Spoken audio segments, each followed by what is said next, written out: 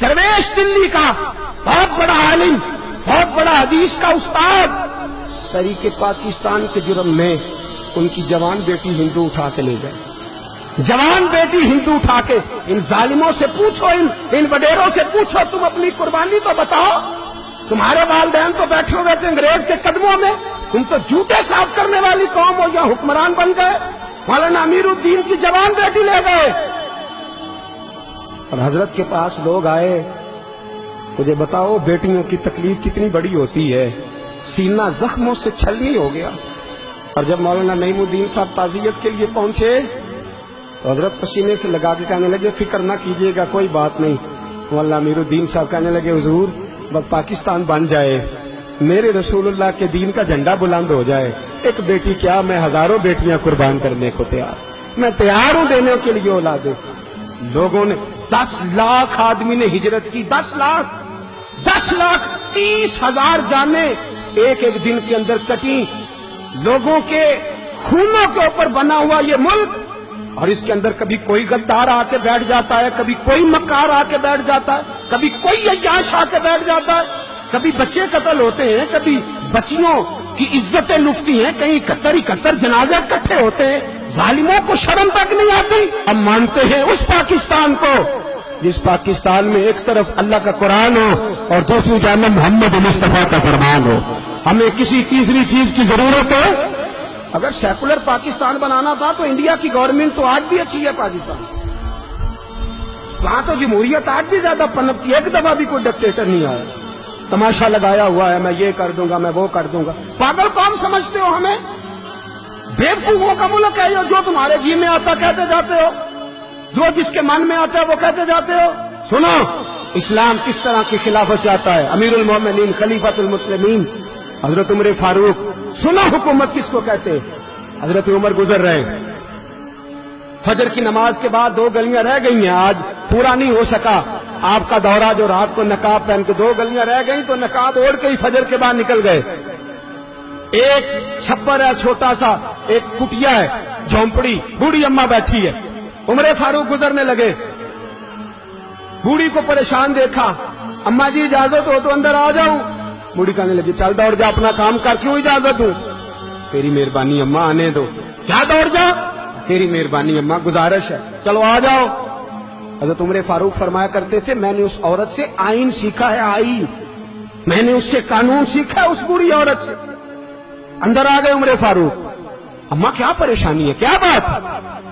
अम्मा कहने लगी, खामद इंतकाल कर गया, औलाद अल्लाह ने दी कोई नहीं, मैं गरीब हूं, 3 दिन से रोटी नहीं खाई, 25 दिनार का कर्जा चढ़ गया है, मुझे उमर फारूक से बड़ी शिकायत है। उसने मेरा हाल ही नहीं पूछा। हजरत उमर कहते थे, मुझे उसने दस्तूर और आइन सिखाया। कहने लगे, शिकवा है, उमर आया ही नहीं। हजरत उमर कहने लगे, अम्मा उमर को क्या पता कि तू इस हाल में है। अम्मा दस्तूर बयान करती है, अम्मा जमहूरियत का ऐलान करती है, कहती है नहीं पता उमर को, तो उमर से कहो छोड़ दे हुकूमत, उसके हवाले करे जो खबर रख सकता है, ना इधर उधर की तू बात कर। ये बता के काफिला क्यों लुटा, मुझे रहजनों से गरज नहीं, तेरी रहबरी का सवाल है। उमर से कहो छोड़े हुकूमत, उसको दे जो पता रख सकता है।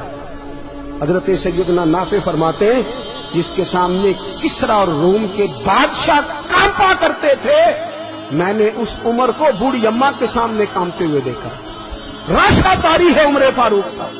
दौड़े गए, 25 दिनार लाए, राशन रख के लाए, रोटियां पकाई, बूढ़ी अम्मा को खिलाई।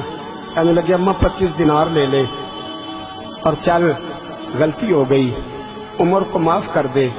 अम्मा बोल के कहने लगी, मैं नहीं माफ करती, मैं तो पक्का फालू, बस गिरने वाली हूँ, एक दफा कब्र में जा लेने दे, मेरे रसूल आएंगे तो मैं उमर की शिकायत करूँ।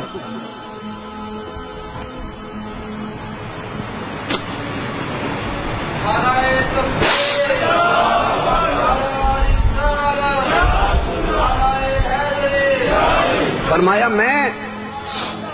मैं शिकायत करूंगी महबूब पाक से और अर्ज करूंगी, हुजूर इससे पूछ, इसको निगरान बनाया गया, इसने मुझ बेवा और लवारस की खबर ही नहीं ली।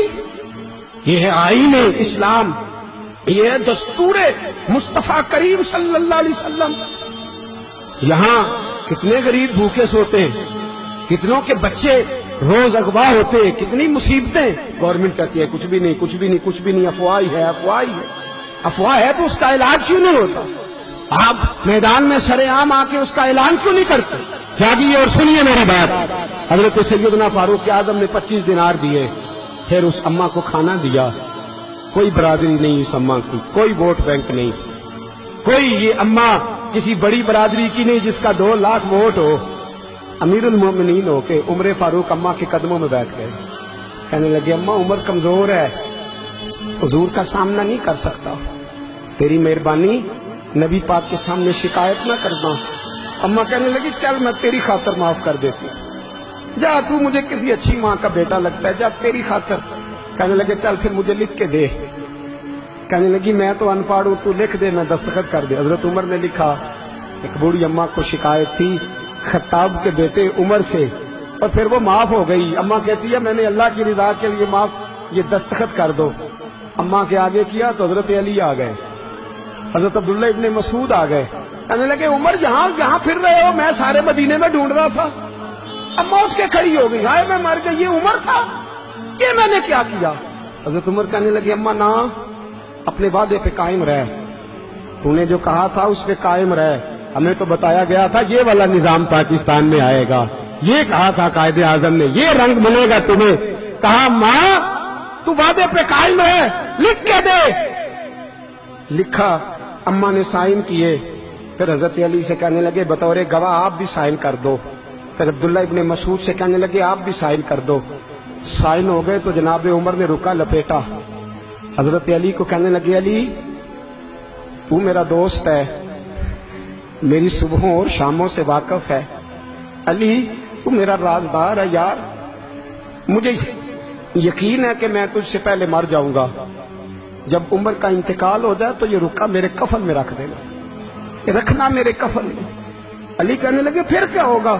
اور میں جب نبی پاک میری قبر میں آ کے پوچھیں گے نا بتا تو حکمران تھا کیا کر کے آیا ہے، تو فرمایا میں رکا نکال کے عرض کروں گا سونے ایک اماں ناراض تھی میں اسے بھی راضی کر کے آیا. حضور میں راضی کر کے آؤں، یہ یا رسول اللہ میں لکھا.